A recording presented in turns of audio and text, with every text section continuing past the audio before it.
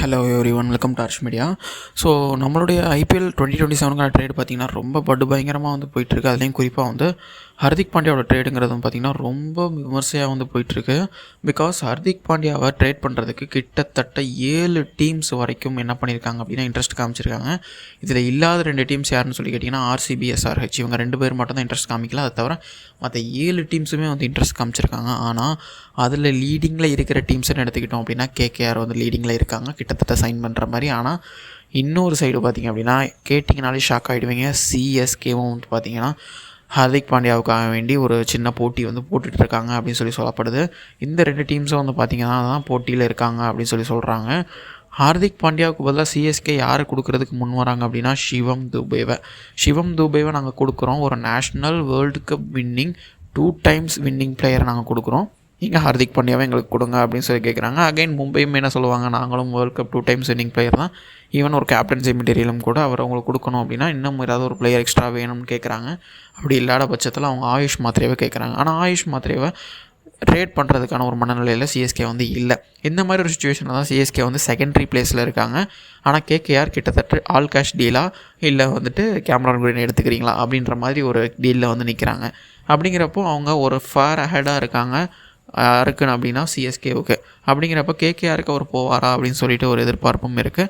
அதே சமயம் பார்த்திங்க அப்படின்னா சிஎஸ்கேக்கு வரதுக்கான வாய்ப்புகள் ஏதாவது இருக்கா அப்படின்னு சொல்லிட்டு சொல்லப்பட்டுருக்கு. இந்த மாதிரி ஒரு சுச்சுவேஷனில் தான் ஹார்திக் பாண்டியோட ட்ரேட் இப்போ இருந்துகிட்ருக்கு. ரொம்பவும் டிமாண்ட்ஃபுல்லாக இருக்குது. அவர் எந்த டீமுக்கு போகிறாரு அப்படின்னு சொல்லிட்டு இன்ன வரைக்குமே வந்து பார்த்திங்கன்னா ரொம்ப பெரிய கன்ஃபியூஷன் இருந்துகிட்ருக்கு.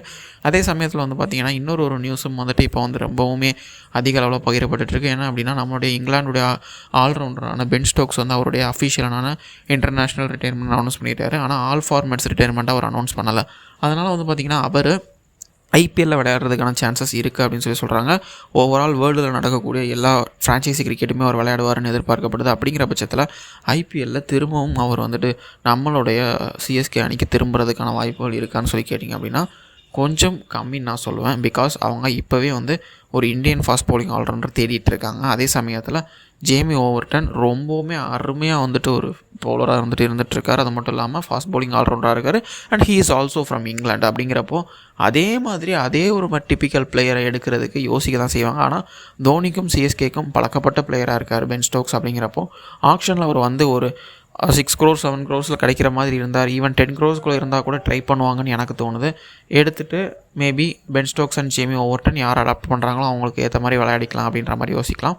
பட் என்னதான் இருந்தாலும் நம்ம பொறுத்து தான் பார்க்கணும். பென் ஸ்டோக்ஸ் கண்டிப்பாக ஐபிஎல் 2027 விளையாட போகிறது உறுதி. ஆனால் எந்த டீமில் ஆட போகிறாரு அப்படிங்கிறது தான் இன்னுமே ஒரு குழப்பமாக இருக்குது. இதை பற்றின உங்களுடைய கருத்துக்கள் என்ன அப்படின்னு சொல்லிட்டு கமெண்ட்டில் சொல்லுங்கள். அண்ட் இந்த மாதிரியான வீடியோஸ்க்கு நம்ம சேனலை சப்ஸ்கிரைப் பண்ணி பெல் ஐக்கான ஆனில் வச்சுக்கோங்க. இன்னொரு நல்ல வீடியோவில் உங்களை வந்து சந்திக்கிறேன். Until then thank you.